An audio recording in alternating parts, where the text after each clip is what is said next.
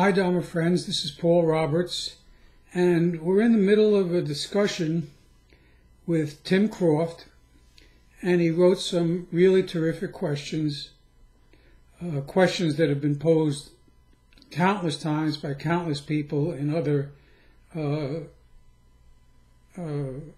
Pure Land Buddhist sects, and these are questions that totally deserve a serious response, because Tim, just to use him as a cutout, Tim's a serious guy. He hates living in samsara just as much as I do. He has the same goal that I have, to become a Buddha just as soon as is possible. He's sick and tired of being sick and tired, just like me. And there are countless Buddhists, and even people who are not Buddhists, who feel the exact same way, even if they use different language and have a different concept of the divine.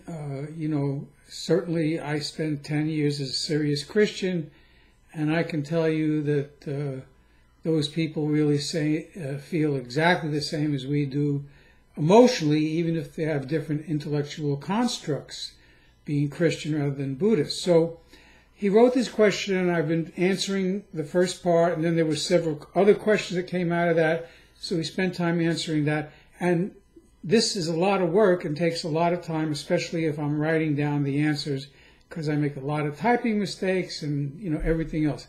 So because the conversation was really growing, and we now have another guy here who just arrived named Conan, and he's really asking the same questions, and he's been a very serious Pure Land Buddhist. For many years, as he said online, he's said millions of Nimbutsus, and yet, like Tim, and like so many others who are sincere Pure Land Buddhists, or sincere Amitists, whatever you want to call it, they're not finding what they're looking for.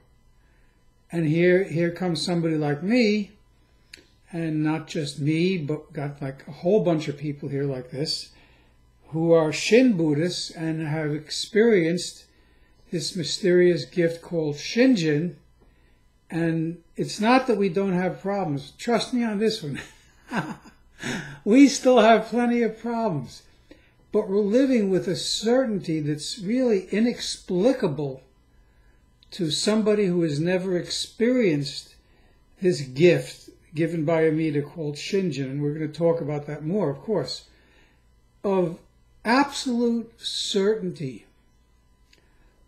that's not feeling-based, that's not even coming from us, but it's a gift that's coming from our higher power, the higher power, Amida Buddha, a real Buddha, the greatest of all the living Buddhas, who's worshipped by all the Buddhas everywhere as the greatest, because he's literally created an entirely new path to Buddhism, specifically designed for people who just don't have a chance to become Buddhas, or even to make progress by their own efforts on the path of the sages, or the path of the bodhisattvas.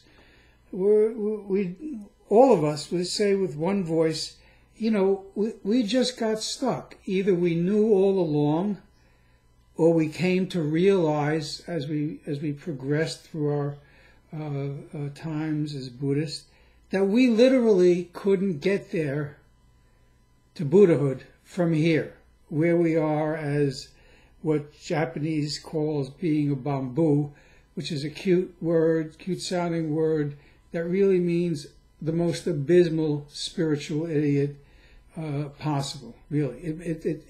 Everything that I've been saying has been to show just how incapable we all are of doing the right thing, even when we already know that it's right. And as I've said over and over, and I've made a big deal about this, because I've realized, most people just don't know about this. Most people have no idea, first of all, that their ego self-consciousness is truly the builder of this house of suffering. Even though most people know that Gautama said it and it was the last realization he had, it was the transformative realization that he had this separate consciousness called the ego self that was the root cause of all of everybody's troubles. As soon as he realized that, because he was who he was able to find that structure, locate it, and whether you want to use a metaphor from surgically, he surgically removed it, or you want to use a metaphor from a candle, he snuffed out the flame. Doesn't matter what metaphor you use, he was just able to do something that nobody else has been able to do since. Now, that's not to say they didn't do it somewhere else, because when he first came to the earth, he left his Sambhogakaya body status as a transcendental Buddhist. He came to the earth and he became one with the man Gautama, the prince. And at that point, Gautama had the enablement to do what he did to remove that ego self-consciousness altogether. You don't have that, and I don't have that, and that's our trouble. If I could do what Gautama did, it would have been done a long time ago, honestly. And I'll bet my friend Tim says the exact same thing. But we're muddling along, and we can't do that.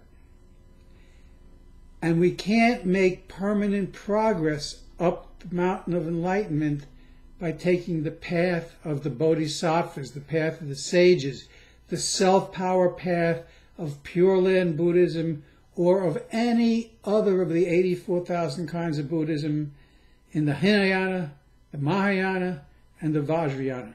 We can't get there from here. And that's a very special thing to know about. Why can't we get there from here? Well, we live in an age, it's called the third age, or the Dharma, third age of the Dharma, or the age of corrupt Dharma, or the age of Dharma decline, where the path of the sages, the bodhisattva path, literally does not work anymore. Even if we climb the mountain of enlightenment a little bit, and even if we climb the mountain of enlightenment a lot, sooner or later, if we're on the path of the bodhisattvas, we're going to stop making progress. We might even get to the 8th bodhisattva level if we're really, really special. And trust us, none of us here are there, okay? I don't even know if the quote-unquote most advanced Buddhist in the world, whether you think it might be the Dalai Lama or Thich Nhat Hanh, or you have some other candidate in mind, even if one of them can get to there, to the 8th stage where you're not going to have any more retrogression, you won't be able to get to Buddhism, to Buddhahood from that point. You're going to be stuck there as an 8th or 9th stage bodhisattva, life after life. Your star will fade. And if you don't change over from self-power to other power, you're not going to make it to the Pure Land and become a Buddha. You may make it to the Pure Land, but you're still going to be stuck. An 8th stage bodhisattva is far different than a Buddha. And you don't want to aspire to be an 8th stage bodhisattva. That's not the point. An 8th stage bodhisattva is still a Buddhist. I don't want to be a Buddhist. Even an exalted Buddhist, I want to be a Buddha. That's why I'm here. I became a Buddhist so that I could find out how to become a Buddha and do what I needed to do to get to where I want to go. Okay? Okay. So, I talk about Shin Buddhism, Shinjin, Amita's gift, all these things over and over and over again. I've been doing this now for 12 years. And if you go look back on my earliest posts in either the Shin Ugly blog, which is not extant at this point, but you may find pieces of it. In the Wayback Machine, you may find it. We have some pieces of it floating around, but I don't even have that, which was my first real engagement with the Sangha after Amita saved me. Pure Land Buddhism is about, it's about salvation that Amita gives. And he put it in my heart to be a teacher. Because I saw, now that I had Shinjin, I could see. And I could see almost everybody was getting things entirely wrong. Couldn't be more wrong. If you say Amita is not a real Buddha, it's hard to be wronger than that. You just as wrong can be. And Master Shinrin says in chapter 2 of the Kyogo Shinsho, it's 218 or 219. It's right before the famous Shoshinge. And I may be saying all these words wrong because I have no contact with the Japanese temples or anything. So forgive me if I'm saying things wrong in terms of my pronunciation of things. But I can tell you what Shinrin says. And he says, anybody who says that there's no Buddha is committing the worst possible karmic offense, worse even than killing your own father and mother. So he said, basically, don't do that. He says, you're gonna spend a long time in hell realms for that. It's a terrible, terrible thing to do. So I've been talking about all this for many years now. And not only talking about it, but I've been blessed and grateful to serve a bunch of people at this point. I don't even remember how many, because they don't always stay around. They go off and they do their life, and then a bunch more come in and we have the same kind of salvic Dharma dialogue.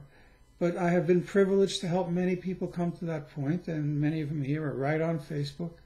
So this is not me, this is us, and I'm certainly not hypnotizing anybody. In fact, we're all dehypnotized. So what I have to say here, and what my Dharma friends have to say when they talk about Shinjin and their own experience as well, is literally priceless. So I hope if you're watching this, you're paying attention and maybe even taking some notes based on the questions Tim asked. And I'm going to go to the questions right now. So the first thing Tim says is, and I have everything over here, so I'm just looking over here when I have to. My issue with it, namely my teachings, which of course are not mine, but teachings of our Dharma masters, is from my readings of the sutra, this is not in there. There's no talk about Shinjin in there. Nothing. It's just not there. And my answer to Tim and my answer to you is, first of all, you need to understand that there are two types of teachings in the sutras. Okay? And you have to be able to distinguish them. And I mean, in one sutra, you can have these two different teachings, two different types of teachings, side by side. And if you're not on the ball with this, you're never going to recognize that you're reading both self-power teachings, teachings about how to become a Buddha using your own self-power by climbing up that mountain of enlightenment, by taking the Bodhisattva path, or called the path of the sages. They're in the sutras. And then in the sutras are also the other power teachings, but they're all mixed in, so you don't get a pure sutra, not one, with a single focus on other power teaching. So none of the sutras, not even one, if you just read it by itself, will adequately explain to you Shinjin.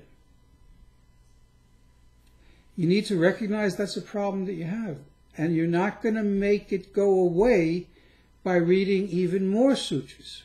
You're stuck, you've fallen, and you can't get up, to paraphrase that commercial from some years back. You really have fallen. And why have you fallen? Because, first of all, you have your own karmic burden, because you have your own self-power consciousness. That's one part of your consciousness. And then you have a second part of your consciousness, which is your Buddha consciousness.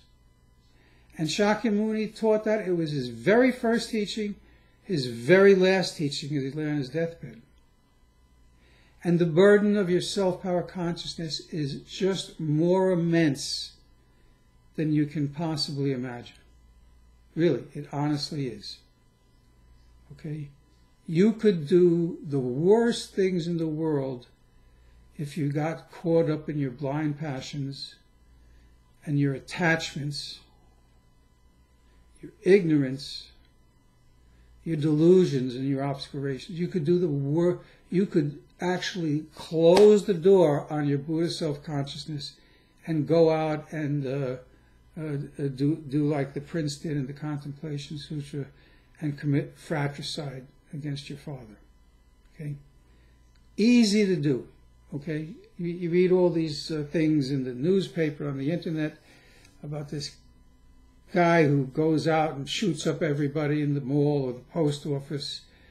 And, you know, I'm not even talking about these terrorist attacks, you know, where that's a strategic approach to doing terrorism. But I'm talking about some guy, and then they're interviewing all the neighbors, and they said, you know, he was such a nice guy. He was kind.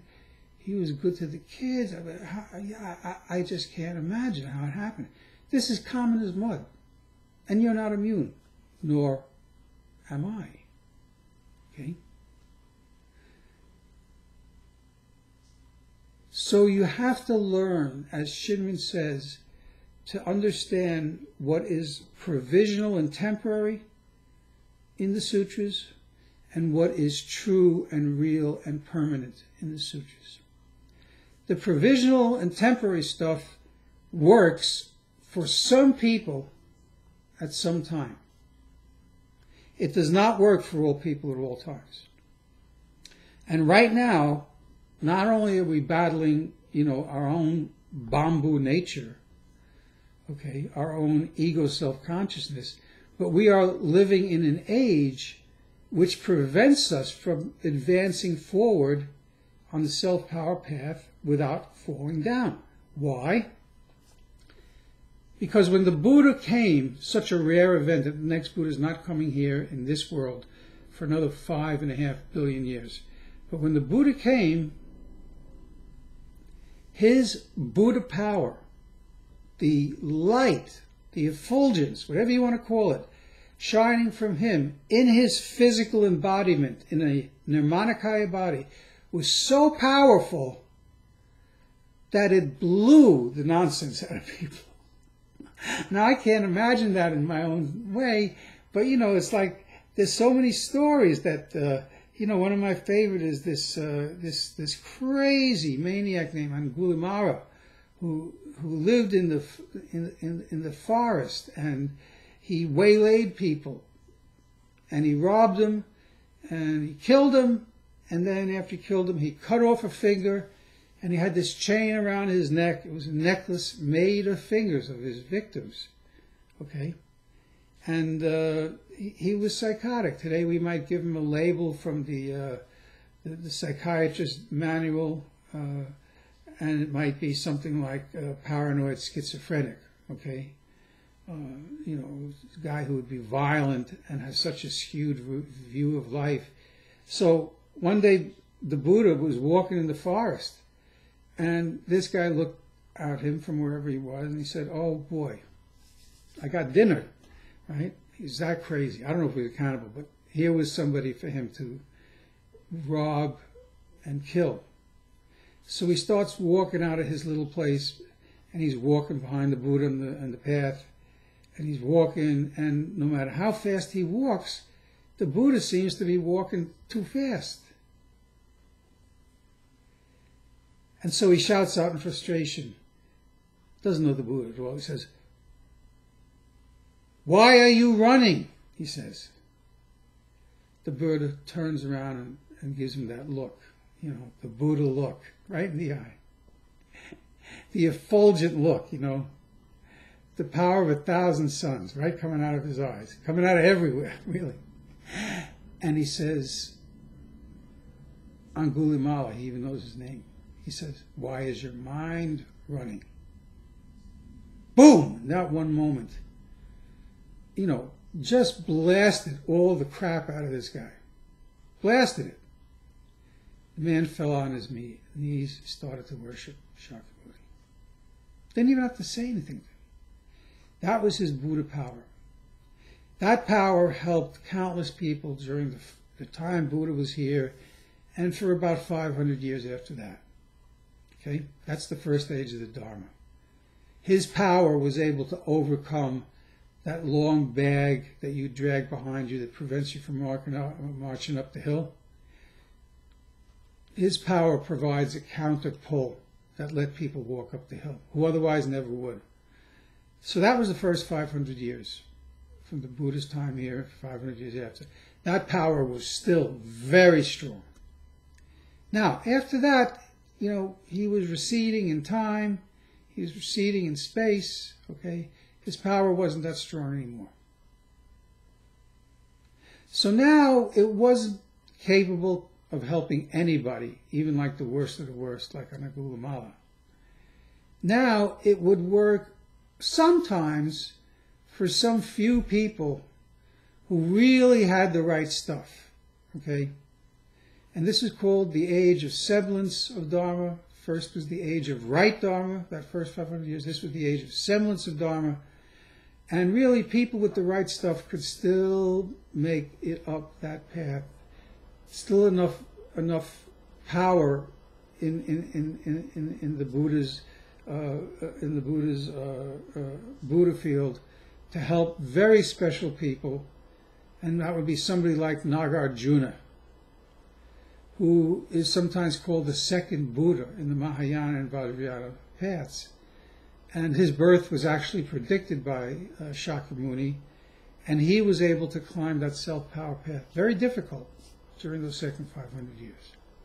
The rest of us who would have made great progress, while the Buddha's first age was on, people like Tim, like me, we want to do it, we want to go there, but we're not strong enough to pull against that long bag, that shadow we have, that bamboo thing we got going on, We couldn't have done it. And then after that, the Buddha's power receded even further in space and time. He had gone back to that transcendental place of a Sambhogaya Buddha, and he did not have enough stuff, enough Buddha field. He still had his Buddha field, wasn't strong enough to act upon us sufficiently in this third age of the Dharma, no matter who we are. So it was named the age of corrupt Dharma, or the age of Dharma decline. And that's the age we're living in now. And that, more than anything, Tim, is the reason you can't do this. You can't get there from here, brother. Me neither. Not the best of us, not the rest of us. You put that in your pipe and smoke it. You can hate that I'm saying it. It doesn't matter if you hate that I'm saying it or not. Okay? And I'm not asking you to believe it. As you know, I don't want you to believe a word I say. I want you to do what you have to do to check out whether what I say is true or not. Okay? So we're living in this age where nobody can become a Buddha by their own self-power. Now, I tried. Tim's trying. Got 400 million people. I'm not saying all 400 million are trying, but a whole bunch are. Okay? They're not getting there. They're not getting there if they're Zen Buddhists. They're not getting there if they're Pure Land Buddhists. They're not getting there if they're Hinayana Buddhists. They're not getting there if they're Vajrayana Buddhists. I don't care what they're doing. I don't care what path they're following. They're not going to be a Buddha when this life is over. Again, I'm not asking anybody to believe me. I'm asking everybody to understand why I'm saying what I'm saying. And now, Tim, here's another thing I want you to understand. You're not going to hear this ever reading any sutras, or even if you read, there's supposed to be about 100,000 sutras extant, even if you could read all 100,000 of them, and you understood all 100,000 of them completely, okay, it's not going to happen, of course. It's still not going to help you become a Buddha. Because in order to become a Buddha, you really have to stop reading the sutras and start, you're going broad. You're reading all the sutras. Not going to get you where you want to go, brother. What you got to do is you got to go deep.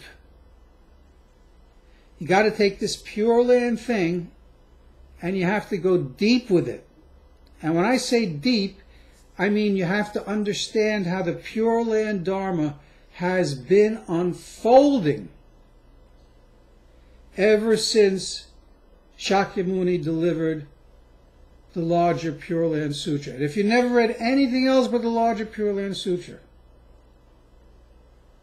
you can find Shinjin just by doing that and then following the golden thread or the platinum thread down through the centuries as that Dharma gradually unfolded through the works of many Pure Land masters, and 7 in particular that Shinran has pointed out as the 7 stepping stones to the final understanding of true Pure Land Buddhism.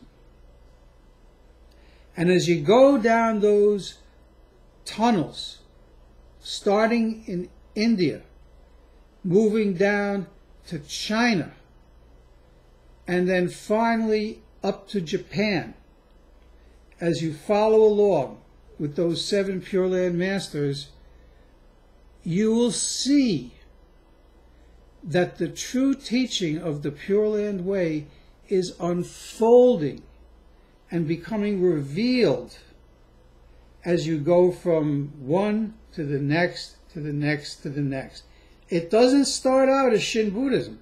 It ends up as Shin Buddhism, and Shin Buddhism becomes the pinnacle of all the Pure Land teachings. And when I say it becomes the pinnacle, Tim, what I mean is none of those other ways will make you into a Buddha or even necessarily a Bodhisattva, much less a 8th grade non-retrogressing Bodhisattva. Not a one of them will do it. You got to be a very special person. But by the time you get down to Honen and then finally to Shinran, the game changers have been implemented. The true purpose of the Bodhisattva Dharmakara, who became the Buddha Amida, the true purpose has been totally unfolded. And you see where he was coming from, what he was doing, and why he was doing it in creating this whole new form of Buddhism. You can call it Buddhism 2.0.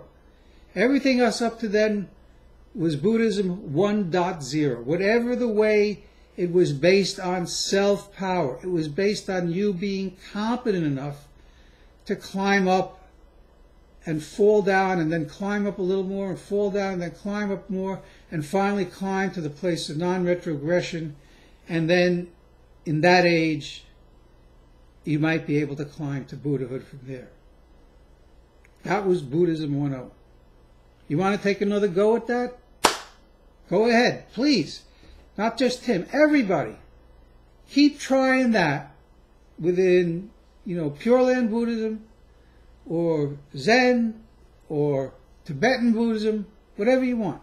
Keep trying that self-power thing as long as you need to, because if you don't do that, you will never be convinced of the necessity of giving up self-power Buddhism altogether. You have to be convinced that you really are stuck and you're really not going to stop being stuck. Okay?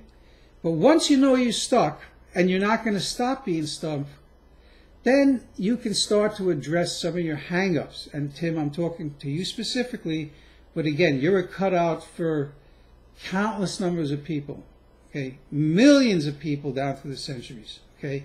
So I'm just talking to you as a representative, and a good one, okay, of Buddhism 1.0 who just doesn't get why Buddhism 2.0 makes any sense at all. And we're going to get you straightened out on that.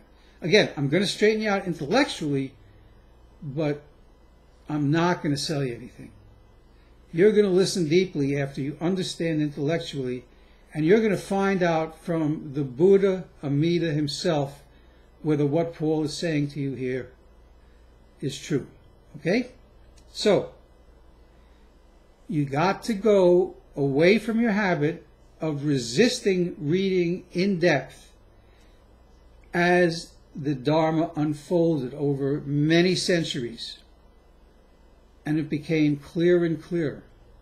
And then for you or anybody else, in the Kyogo Shinsho, which is Master Shinrin's greatest work, and also in a condensed version of that work called Passages on the Pure Land Way, he presents a hymn that he wrote. There's a little bit differences, but it's the same exact hymn. That many Pure Land Buddhists in Japan memorize, and they sing it as part of every service. Now, I don't memorize stuff, and I don't go to any services, so whatever singing I'm doing is in my heart.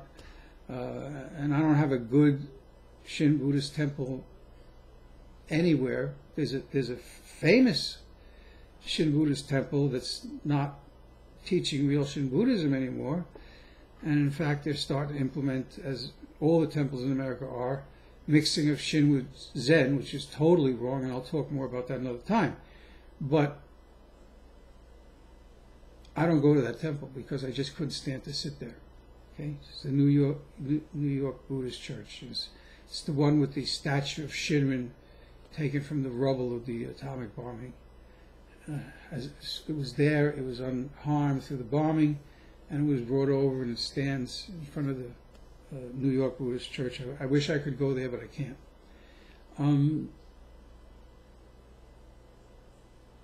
But you will see whether or not this is true by inquiring with with Amida Buddha yourself. Okay? Now, you say, this is not in there. I'm telling you, you're right. You have to look at the flow. And the reason I mentioned that hymn, I got lost in my thought for a second, is that hymn is Shinrin's summing up of how the path of the Pure Land has unfolded since Amida visited us, all described in the sutra, and then it went from Shakyamuni to Nagarjuna on through the 7 other Pure Land Masters. So you look for that hymn. It's in the Kyogo Shinsho in chapter 2, verse 20. And it's a chronological unfolding. And you go read that, like right now. KGSS 220, the hymn of true faith and Nembutsu. Okay? Or the hymn of Shinjin and Nembutsu. And I'm not just saying it to Tim. Everybody who's listening to this, especially everybody who doesn't know Shinjin as a reality in their own lives, I want you to go read that hymn just so you get a big picture look, an intellectual understanding of how each transfer from one of the 7 masters to the next, each one added some things or took something out or reoriented everybody's understanding so the path of the Pure Land became successively clearer from generation to generation. And Master Renyo says, if you're here today listening to this Dharma, that's because you had some connection with Amida Buddha in the distant past. And you look at that hymn Shinrin wrote, and that's where you'll be. Not necessarily one of the Pure Land Masters, But as the Dharma unfolded and that platinum thread was unfolding, you were hanging around Amida in some way back then, okay? To be looking to Amida again for this question today. Okay, so then Tim wrote, the whole wonderful path of the Pure Land is Amida liberating us all. Absolutely. And where you're going to read about that is in another seminal document from the Shin Buddhist school, which is called Anjin Kitsujo Sho, on the attainment of true faith. And the author is anonymous. We don't know who he is or she is. Master Renya said, this is like the best. Read this document, okay? He gave it his unqualified recommendation. And the Anjin Shingo Sho starts by explaining how the salvation of all beings was accomplished the moment Dharmakara entered the Pure Land and took his seat as the transcendental Buddha Amida, greatest of all the individual Buddhas. The very second that was done, the salvation of each and every being was accomplished. Again, something to ponder. And then the author says, the only question that remains is when will each being actually attain Buddhahood? So when he says each being, he's not necessarily talking about the ego self consciousness, because that's born when we're born in this life, and it dies when we leave this life. It doesn't go with us to the next life. It's the 5 skandhas taking on some karmic configuration, creating an ego self with certain thoughts, feelings, attitudes, beliefs, strengths, weaknesses, whatever. Okay? The only question is not about that thing. The only question is, when will that Buddha nature, our other consciousness, our Buddha self-consciousness, when will that be released from being something that's not yet potentialized to being something that's attained its true potential? In other words, when will that Buddha nature become fully existent as a true, realized Buddha? That's the only question. He said for some Buddha beings, it's already happened in the past. Shinran, Honen, Renyo, Shantao, no doubt. Okay, these people have received the gift, the enablement of power that allowed them to step up that mountain and then be carried up the rest of the way. They already have been saved. And some people are receiving that salvation right now. All my friends who've received Amida's gift, they're receiving Amida's salvation right now. And you know what? You listen to them talk, and none of them sounds like a zombie. They all sound like real people. They all still have real problems. They're all still bamboos for this last time. But they all know, beyond any doubt whatsoever, that this is it. This is the last time on the crazy train of being a bamboo in samsara. Now, I got a lot of friends here and people watching this blog or checking out this blog from all around the world at this point. We've got 500 plus people who've climbed aboard. I didn't advertise for one of them. Okay, this is just the right stuff, and it draws people. And all of them who've received Amita's gift of Shinjin know the exact same thing I know. This is it. Home at last. Nothing to search for anymore. I have to wait it out. I got to go through this last lifetime with all its trials and tribulations, you know, the whole business, birth, life, old age, sickness, and death. Nobody gets a free ride on that in this life, not even a person of Shinjin. Certainly, Master Shinrin didn't get it, Master Renyo didn't get it. We all have plenty troubles. That's the truth. But this is the last time for us. That's the truth, too. Okay? Next, Tim said, the whole wonderful path of Pure Land is Amita liberating us all.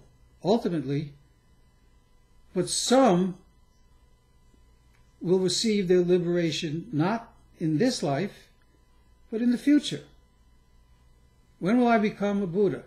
Some already became Buddhas in the past by entrusting themselves and their karmic destiny entirely to Amita Buddha. Some are becoming Buddhas in this life, achieving their liberation in this life, okay, and will become Buddhas as soon as this life finishes. And some, this guy said, whoever it was, or gal, some woman could be, will achieve Buddhahood in some other life to come. Everyone's going to get there. Amita has promised. Everyone's going to get there because the salvation of all beings was already accomplished the moment he took his throne in the Pure Land. It's just not everybody's accomplishing right now.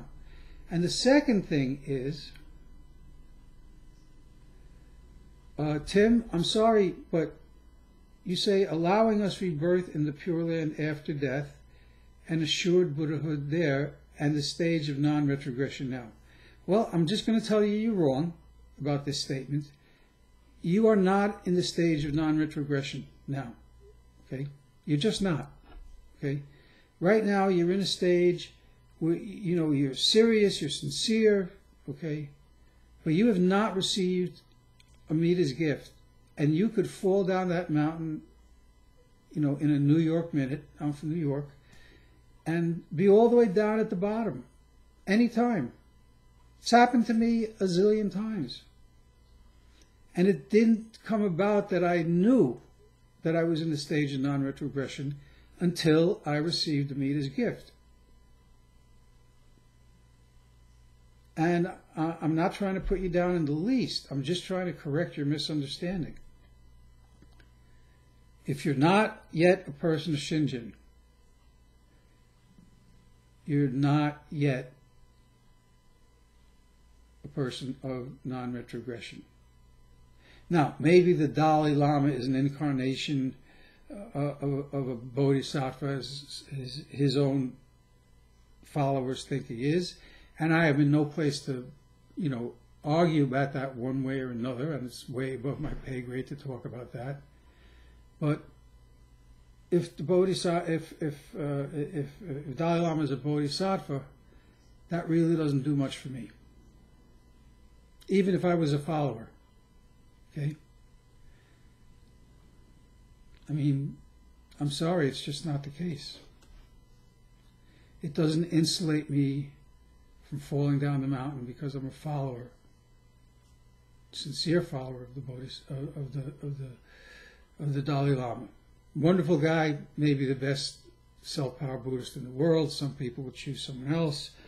I'm not in that subject. That's not, you know, I'm about saying, if you're following XYZ, are you going to be a Buddha at the end of this life?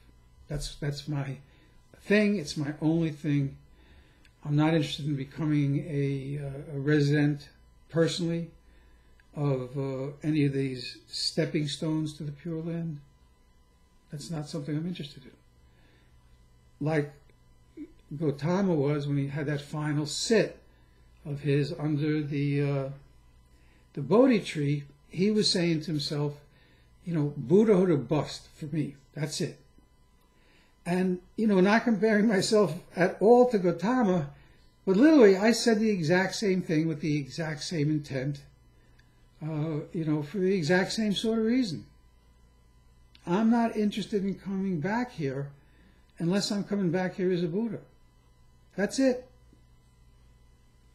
Because otherwise, if you give me enough rope, you give me enough time to do this over a number of lives, you give me enough rope, come back here again and again, maybe to help people, well, I'm going to hang myself. That's what's going to happen. Eventually, I'm going to start being proud or acting stupid in one of a zillion ways, or becoming depressed as the world blows itself up or poisons itself to death or whatever's going on.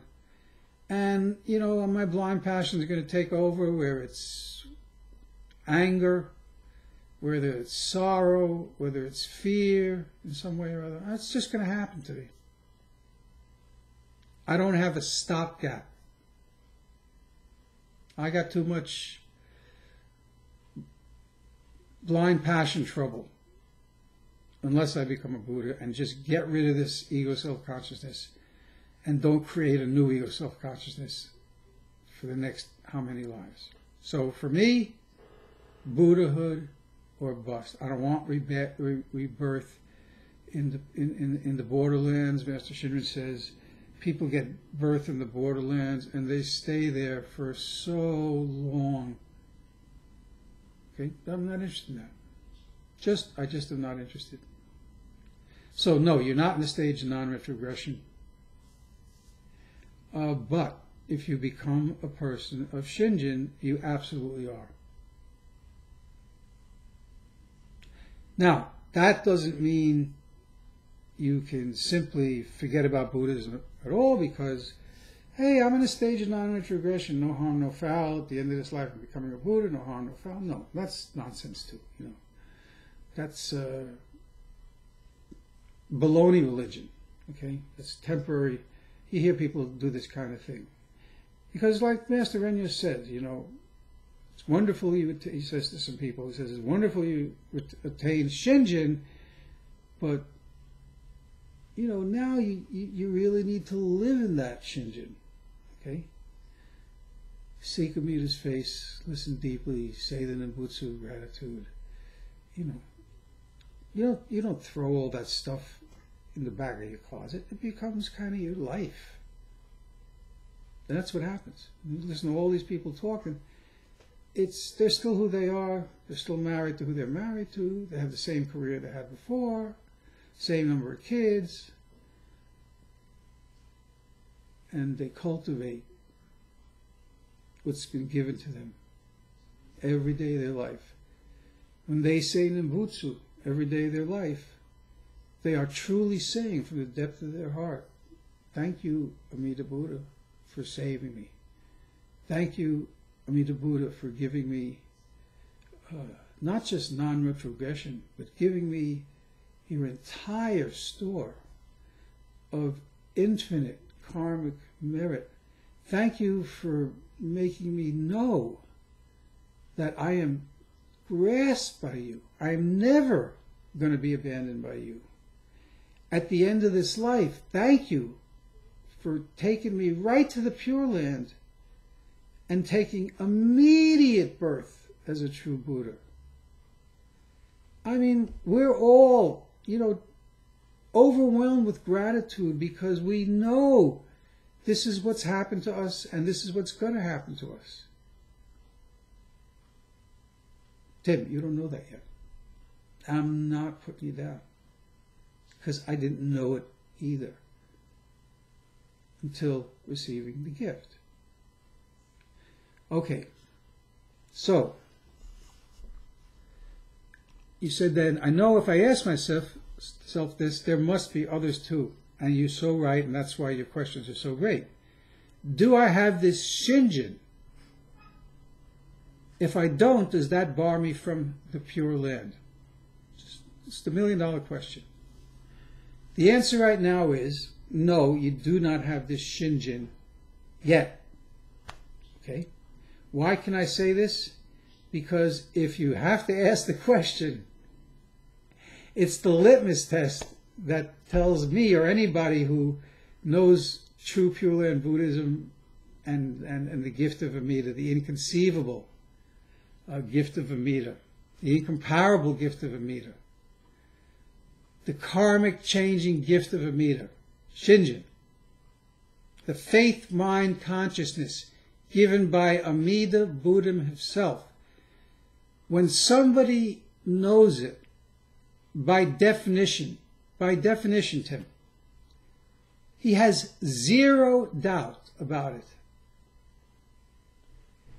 He doesn't say, do I have it and I don't know it? No, because when you have it, you know it. You absolutely know it. And again, this is not me talking down on you or anybody. I'm in the same boat as you, everybody. Okay? I could not get myself out of my space any more than you or anybody. When Amida gets you out of that space of aspiring but not sure of his birth, where there is doubt, clearly in your words, and I've had many people, the exact same thing, have come to me. You don't have Shinjin yet. I had a friend come to me a bunch of years ago, and he had written an article on Shinjin. He wrote a series of articles, and this was one he was sharing with me. I read it, and this guy was a teacher in a Sunday school, a Shin Buddhist Sunday school. And I said to him, brother, Dharma friend, you're not a person of Shinjin yet, even though you say you are. And these are hard words for someone to hear. They stir up our ego, and we've all got an ego, and nobody wants to hear that they've been kidding themselves or been deluded about themselves, or, the ego gets very prickly for just about anybody, okay? Definitely raising my hand on that one. So I said, let me tell you why. You talk about Shinjin at the very bottom. He said, I use some citations from other teachers rather than give my own explanation because, right now I have Shinjin about 99% of the time. And about 1% of the time, I'm not sure that I do. I have doubts. And I explained to him what I just said to you. If you have any doubts whatsoever, it is the absolute clear sign that you don't have Shinjin yet. And you're not deluded. You know you don't have Shinjin, essentially. And that's one of the reasons you hate the term. This guy was already a Shin Buddhist his whole life, grew up in the temple here in America. And so this is a hard saying. He got quite annoyed at me. So I said, Dharma friend, if you have 1% doubt, you're not a person of Shinjin yet. You haven't been given that gift. Now, why would he have 1% doubt? Well, I don't know him that well. But, why would anybody still have 1% doubt? Well, the most general explanation that I can make about this, and it's something I've seen again and again, is, because we're all bamboo, spiritual idiots, and because, our ego self is full of blind passion, we all have our good days and our bad days, even if we're trying to have all good days, right? We have our dark side, our shadow side, whatever you call it. You can pick from any system of thinking about religion, spirituality, psychology. We all have our nasty, cranky, out of control, river of fire, river of water person, and we're being engulfed by the flames or being engulfed by the water, the anger on one side, rage, envy, all that stuff, the flames, and on the other side is all different kinds of lust, out of control desires where our attachments, our cravings, and or our aversions are just too strong and are dragging us all around like a bull with a ring right in the middle of its nose.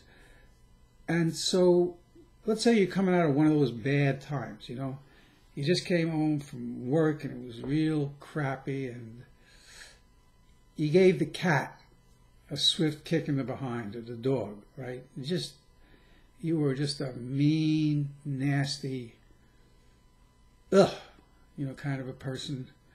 And you didn't even care. That's how out of touch you were with your Buddha self at that moment, and how engulfed you were in your ego self. And so finally you kind of start to get over this crazy blind passion feeling and the incident that came out of it. It could have been just a wicked argument with your spouse or partner. And we can get wicked. Okay, can anybody here raise their hand who has a spouse or a partner and say, no, not me, I never get wicked. And then it's after one of those, okay, that you're feeling sheepish and ashamed, and you say, boy,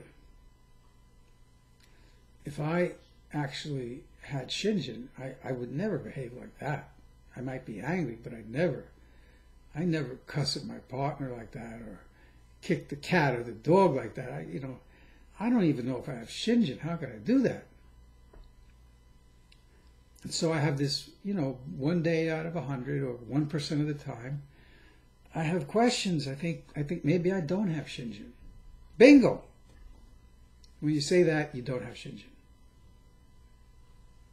And so one of my great goals in talking to that guy or to Tim and to really the whole world is that to convince you that the idea of looking at your behavior as a bamboo with an ego self that's so often out of control with blind passions, with attachments, cravings, aversions, powerful attachments, seeing things through a veil of delusions, obscurations, not seeing things as they are, but, as I put them together in my own head, full of ignorance, as are we all, okay? Full of incalculable ignorance from countless lives. And somehow that gets going in us, one or two or all of those things. And we say, boy, maybe I don't have Shinjin after all. So, what I'm here to say to you is, if you ask the question, do I have Shinjin? Or you make the statement, I feel like I have Shinjin about 99% of the time, you don't. Now, next question you ask. If I don't have Shinjin, does that bar me from the Pure Land? Well, the answer to that is no, it absolutely does not. But it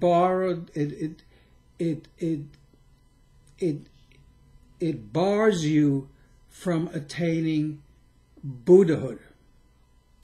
Because in this Dharma age, this age of Dharma decline, in order to have Shinjin and then be able to attain Buddhahood, because Shinjin is the singular qualification for Buddhahood. Write that one down. In order to have Shinjin, you must come to the point where you literally have 0% doubt and 100% adamantine, like a rock, diamond-like, like a diamond, faith in Amida Buddha and his primal vow. That's the requirement. 100% faith, no doubt. That's given by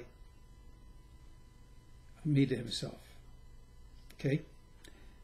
Okay. So it doesn't bar you from the Pure Land. What it means is that if you're a serious person, you got some way stations on the way to Buddhahood in the Pure Land complex of states of being.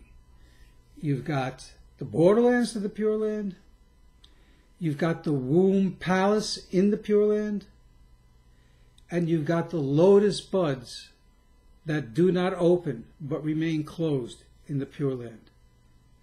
And if you go to any of those spots, the reason you're there is because you've got some doubt about something for some reason, and those are the places where you're going to go to school and have the intellectual and emotionally purgative experience of finally coming to the end of all doubt and that one thought moment of pure 100% faith, mind, consciousness kind of faith.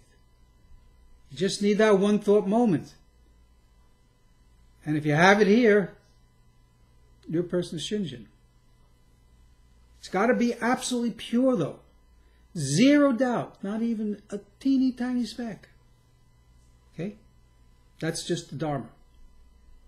So it doesn't bar you, it just means you need some remedial schooling to get the last remaining doubt, whatever it might be, handled and out of your head. And of course, you got to let go in a meter because you can't do this. You can't do this with self-power. Self-power does not work for this. You got to depend on Amida, period, 100%. You can't clear the crap out of your closet. Just can't do it. Amida can do it, and he does do it. And once the crap is entirely cleared out of your closet, okay,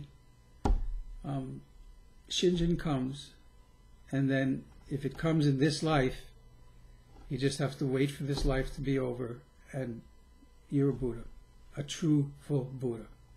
Okay? Next. Superb question, by the way.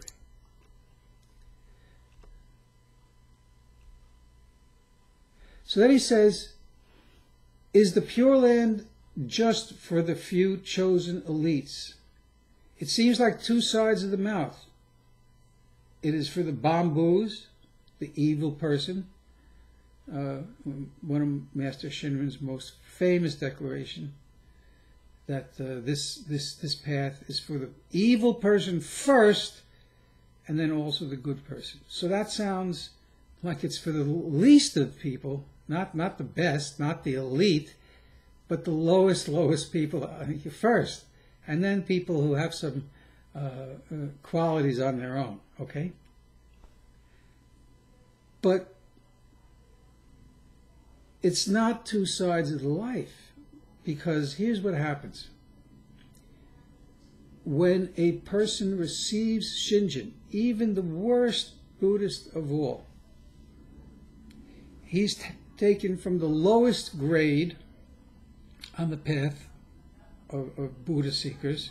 He's on the 9th stage, as described in the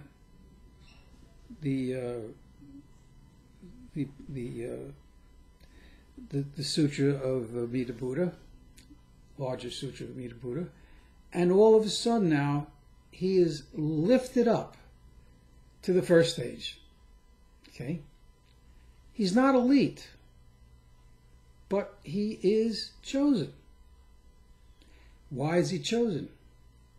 He's chosen because he decided to listen deeply, to allow himself to be totally open to Amida's life and light, even if he only understands a little bit, like in the literate present, and to desire to become a Buddha more than anything.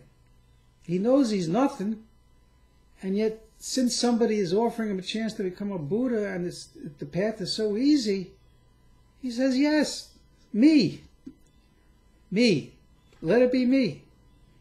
And he's the guy, or she is the gal, who is totally receptive and has no blocks. And I'll be honest with you, I've had a couple people like that come into my world as I'm functioning as a teacher and a mentor, and some pastoral functioning, whatever you want to call it. I've had some come, just about there. And yet mostly people come and they have serious blocks, even if they want to be there.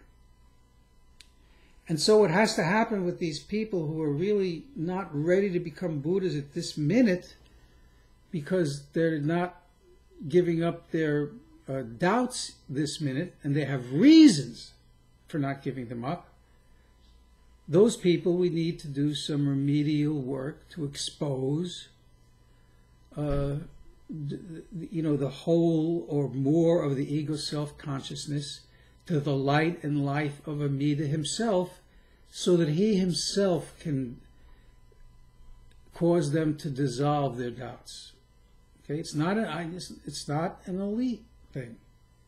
Okay, when I came to Buddhahood, to Shinjin, I was probably the most ready person I've ever met. Okay, I'll talk about that. First of all, I came to Shinjin sometime in 2004, when I was suffering from post-traumatic stress disorder and complicated grief from my daughter's suicide in November of 2003, and I could barely get up and not kill myself every day. That's how crushed I was as a human being. Okay, and I had doubts. No matter what I tried to do, I had doubts because I was taught falsely. I was taught modernist Shin Buddhist. So there was total doubt. I wasn't even sure if Amida was a real Buddha. I wasn't even sure if there was a place for me to stand, spiritually speaking. Felt like every ground I thought I might have beneath me was gone because I was talking to and reading the premier modern Shin Buddhist in America. So when I really needed to lean on Amida Buddha, I couldn't, because Nobuo Haneda, for example, said that Amida is not a real person. He's a myth, like Hamlet. I says, what the heck am I going to do with Hamlet? Or a Hamlet-like myth? How is that going to save me? Because I needed to be saved. And then finally I met a good teacher. A teacher teaching the real deal. Aiken Kobai, from Japan, 16th generation Shin priest, and his book was a very short, easy to read book, Understanding Jodo Shinsho. I read it, I understand it immediately and completely, and I said to myself, it's the only guy I ever found who sounds like Shinrin to me. Got in touch with him. I had one question. One, is Amida Buddha a real Buddha? This guy Aiken happens to be a 16th generation Shin Buddhist priest and loyal as a Shin Buddhist scholar to the true teaching of Shinrin and Hona, not taking their teaching away and putting in some garbage. So I says, is Amida Aiken, is Amida Buddha a real Buddha? He says, yes. We can't even talk unless we have a translator, really, because he doesn't really do English and I don't do Japanese at all. And that was all I needed to hear. Boom! I had no obstacles except the ones implanted in me by some real idiots who call themselves Shin Buddhist teachers. So now that one obstacle was gone, and immediately I received the fullness of Shinjin. I did not have a joyful moment, I will tell you, because I was in post-traumatic stress disorder, and my grief was not healable at the moment. But I knew in this state of severe, I would call it mental illness, really. I knew exactly what I know now to say to you.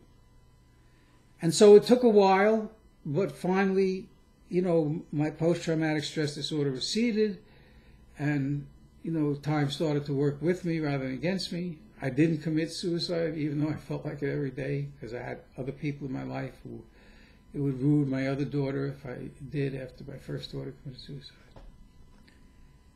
And then, Amida gave me this understanding immediately of just about everything I have today. I can't even describe it to you. Never had it.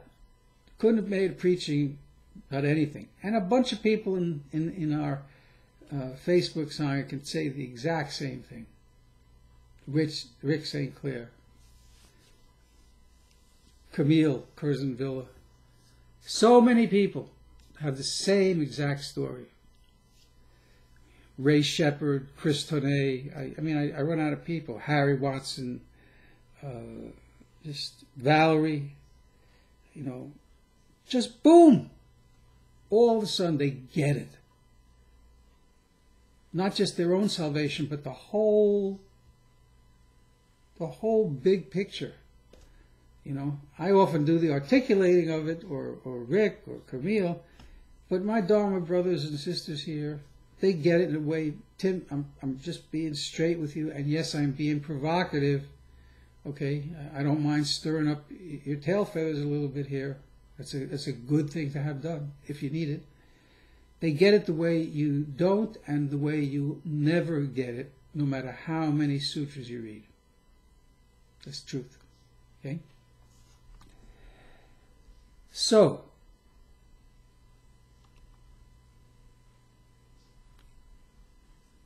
this quest for the elusive magical Shinjin, Tim writes, seems more a mental barrier to rebirth to me. It is a mental barrier, not to rebirth. You're going to have a rebirth even if you make your living deal in heroin. Everybody gets a rebirth, okay? Will it affect your chances of going to the Pure Land or one of the environs? Yes, it absolutely will. Nobody is guaranteed that if they're a Pure Land Buddhist today, that they're going to have a rebirth in the Pure Land next time. I was quoting the other day some Chinese Pure Land master alive today, has a big following. I forget his name, maybe I'll find it again. But he says, if I have 10,000 people who are doing the Pure Land Chinese exercises that I give them, he says maybe at the end of this life, 1 or 2 will be birthed in the Pure Land. And the other 10,000 that you're going to have to do another trip around right here in Samsara. So it doesn't even guarantee you, in all seriousness, Tim, it doesn't guarantee you that you'll even escape samsara. And I'm not the one to make that decision. Obviously, that's out of my grade, out of my pay grade altogether. But this guy says, I got 10,000, saying the Butsu or Namamita Fo, whatever version of it. And most of them aren't going anywhere. It's just a fact. Okay. Tough to hear, but just a fact. So, you do not feel joy. I feel I'm perhaps at a loss, for I feel no magical Shinjin. So first of all, let me straighten that up. Adrian has probably written, Joshua Adrian, the Shin Buddhist priest from Romania, what many of us consider the default article on this subject. Shinjin is no big deal, he says. And when he says that, he doesn't mean that it's not a big deal in terms of life-changing. It is the biggest possible deal. And Adrian would agree with me 100%. It was the biggest deal ever in his life. It's the biggest deal ever in my life. My conversation with Eigen Kobai Sensei is the most important conversation with anybody that I ever had in this life and would ever have in the rest of this life. Okay? His little thing, his little right back to me, assuring me, it is the biggest, most important conversation ever. Okay? So, you're not going to necessarily feel any kind of magical feeling when you receive Shinjin.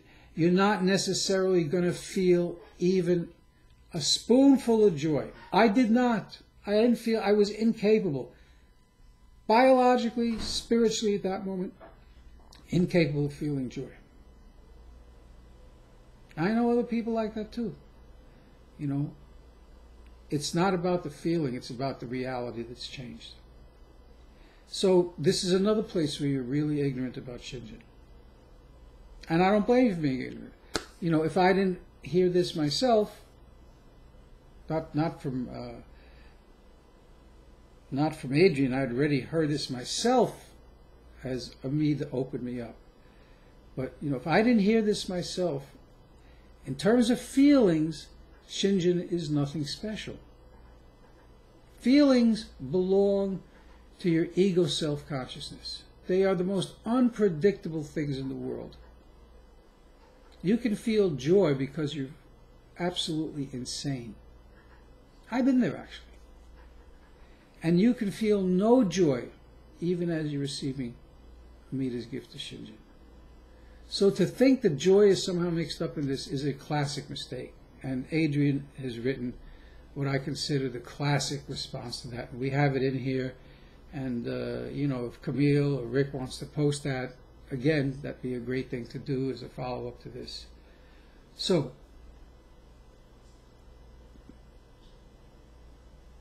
you do have faith in the Buddha, yes. And you do want to be reborn, yes. And you do call the name, yes. So I feel a negative reaction towards this Shinjin. Okay? Which to me seems too much like born-again Christian with no disrespect. Now, let me reply to the first part about that. And by the way, I'm putting this whole thing in this post, either right below or right below the video, so that everybody can look along at the details together. So I'm hopefully teaching Tim some things, or from my perspective. And if you have questions like this, you have access to what Tim wrote, and you can read along line by line as I address everything he says. So, I feel a negative reaction towards this Shinjin, which to me seems too much like being a born-again Christian. And he's talking with the utmost respect, and he's not abusing me for my Dharma message at all, which is again one of the reasons I wanted to publish this. It so obviously has the right level of respect for Dharma conversation, and I feel like it's like a born again Christian. And for those that feel the path like that, I mean no critique. I'm just speaking for me, how I feel, think, and what I read. Okay, so let's get right into the details of that. So, when I first came to this path, from day one, I mean way before I had Shinjin or I met Amida, it was obvious to me this was very much like born-again Christianity. I'd spent 10 years in my early life, okay, from age 26 to age 36, as a born-again Christian, with all the trappings. And I'd become a teacher and a preacher. And the reason I left was at the end of the day, I couldn't accept the fundamental teachings of the Bible as true. I looked at that father figure, the first person of the Godhead, so to speak, the Father, God the Father, and I looked at his supposed works in the Old Testament, okay, and I said, I can't wrap my mind around killing my own children. A couple of young kids here. It just sounds like a lunatic talking and acting. And I couldn't get it out. So I lost the ability to have faith without doubt in that path. And I ultimately left. I couldn't stay there. A lot of specific issues within that, and besides that. But I said, I've been trying to embrace this for 10 years, and something in me feels like these parts of the Bible are like vomit in my mouth. I just can't swallow it, and I literally have to spit it out. So this is obviously not the right path for me. I'm not saying it's not right for somebody else. There are countless paths, and we all are where we are on the path, capital P. And for some people right now, wherever they are, that has nothing to do with Buddhism, is the right path for them. And we're all going through these countless lives. And the Buddhas Vast Bodhisattvas are hovering with us, around us. We can't even see, can't even sense, unless they want us to sense. But they're putting down these little breadcrumbs in front of us, each one perfect, where we each individually are, so that we, take the breadcrumb like a squirrel or a pigeon, and we walk on the path a little bit. And then in the next life, it's the same deal. We find our way to the path. Buddhas are putting down breadcrumbs, and maybe the path looks different in this next life, because we're a little more spiritually advanced, and they're putting down breadcrumbs to keep us moving forward wherever we're at, and then we have another life, and same kind of thing happens, until finally we get to a life where Buddhism sounds to start like it might be the real deal. That's certainly what happened to me. I listened to it. I was listening to the Buddha. I was reading various sutras, books, and I said, I can't help but think that of all the teachers I've had in my life, this is the smartest guy in the room. This is the guy who understands it best, and I'm thinking I'm going to make him my teacher too. So I became a disciple of the Buddha, a very poor one, and I took refuge, and that just became my life. Sometimes I hear stuff and sometimes not, but that's became where I parked my karmic life. And then when I found out about true Pure Land Buddhism, I said, okay, I literally didn't know anything about this till the year 2000. Okay, 2002, I'm sorry. That's when my brother committed suicide. And what happened then just really knocked my brains out of my head. I couldn't believe it. I couldn't believe what he did, how he did, why he did what he did. I just couldn't. I was a very good meditator. I had learned how to meditate a long time before I became a Buddhist. And I was very good at, kind of like taking my psychic clothes off and just sitting quietly in the presence, even though I didn't use the word Buddha or Amida, okay, depending on what path I was on. But I could, shuck that whole thing, that me-self, for some little bit of time, and experience everything, from the perspective of the Tao.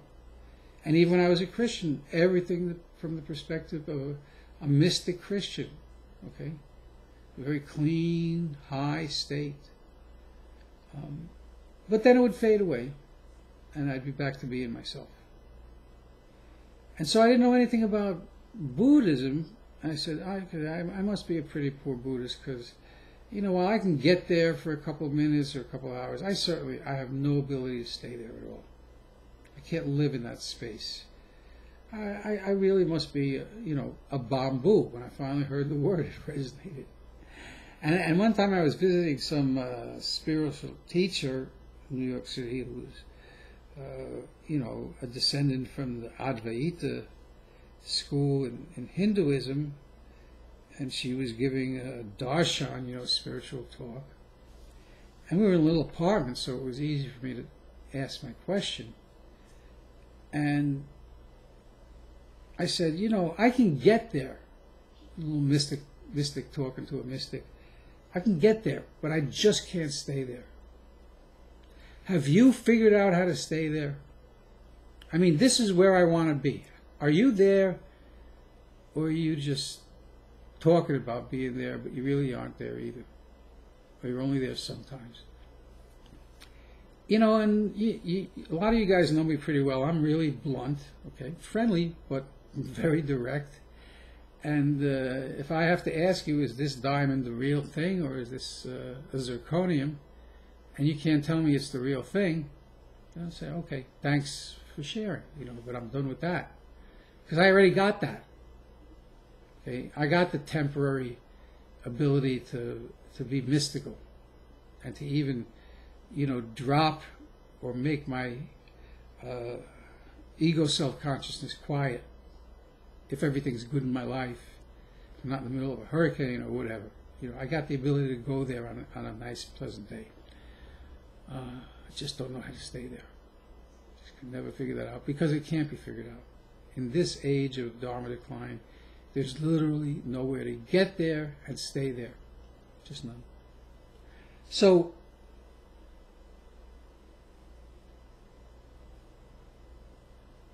when I came to Shinjin, I saw right away it had this total, or you know what orthogonal means? It means like two triangles that you draw on a paper that are exactly the same, so you could literally cut them both out of the paper, and you could put one on top of the other, a perfect match. So I saw that this Shin Buddhism was very orthogonal, a very close match, but not exactly, with the born-again experience of Christianity I had. And if you go into our archives, you know, I actually asked Taitetsu Uno about that. And he didn't give me a really okay answer, but he gave me an answer that, you know, answered some of the questions within that question. And I could see the differences. Okay? I promise you, if you become a person of Shinjin, you will never hear Amida Buddha talking to you inside, telling you to go commit genocide so you can occupy a country and we can plant all the Israelis there. You're never going to hear that. Not from Amida.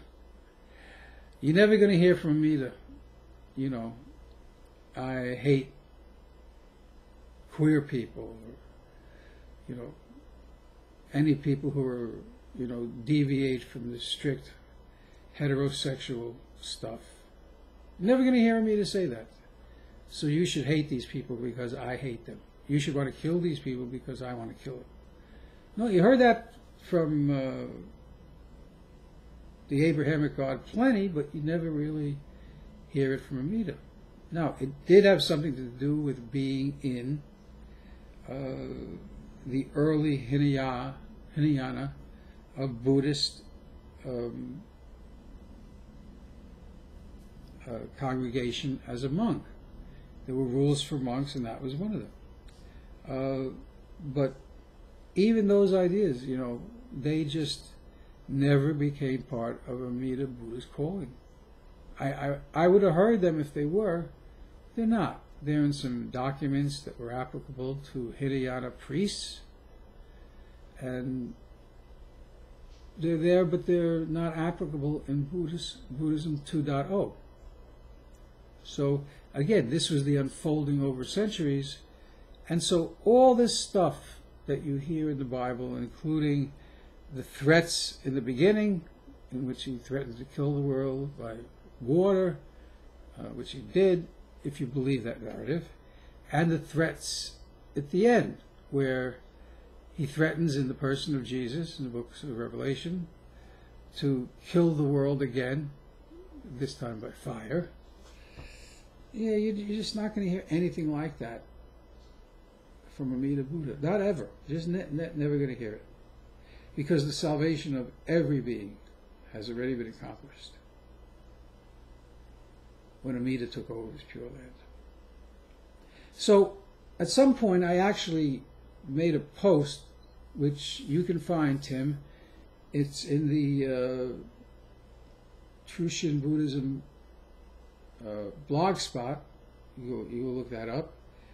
And in there, you're going to find a post I wrote comparing and contrasting Shin Buddhism and fundamentalist or evangelical Christianity. And I want you to go read that one too, because they're not the same. That was my question as well. They are absolutely not the same. Okay? So, is there any other reason why you would have a negative reaction? We have negative reactions to words or to the concept the word points to because we have some understanding issues about what the word means. So what I'm telling you, it doesn't mean what you think it means at all, not even close. And if we need to have a follow-up with this conversation, in below, I'm happy to really do that with you and everybody else here who's not yet a committed Shin Buddhist for one reason or another. Because once we work this part of your thinking out, your attachment to your thinking here is going to go away. Right now, your attachment takes the form not of a craving so much as an aversion. And that really is coming from your ignorance. So if you're open to talking about what you think, what you believe, the state of understanding you have, which I'm going to basically tell you, no disrespect, is ignorant when it comes to understanding Shin Buddhism. That's just going to go away. That whole aversion thing. You have an attachment that is an aversion attachment. Okay? It's something you don't want. Something you don't want to happen to you. You want to have a life of a Pure Land Buddhist. You don't want to have Shinjin be a part of that life. Understood. Resolvable. Easily. Okay? Alright. So let's go on.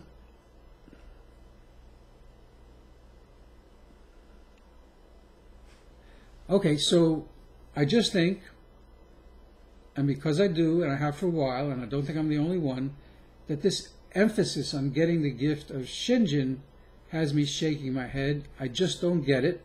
That's a good thing to say. Nor do I see it explained and mentioned in the sutras, because, as I've said to you already, it's not. And then you say, if anyone can make me see the light, I would be most grateful. And I am absolutely committed to making you see the light, or rather, I can't make you, helping you see the light, as long as you're willing to be helped, okay? The one thing we do is we listen deeply, and we listen deeply to ourselves, introspect, we listen deeply to Amida Buddha, and we listen deeply to the things that a good coach, a good Dharma coach, says to us for us to be able to understand and to contemplate. And so that's why I'm doing this here with you, and it's sort of been too hard to write out, but it's easy to do as a video. I don't know how long it is right now, but I'm sure it's long enough.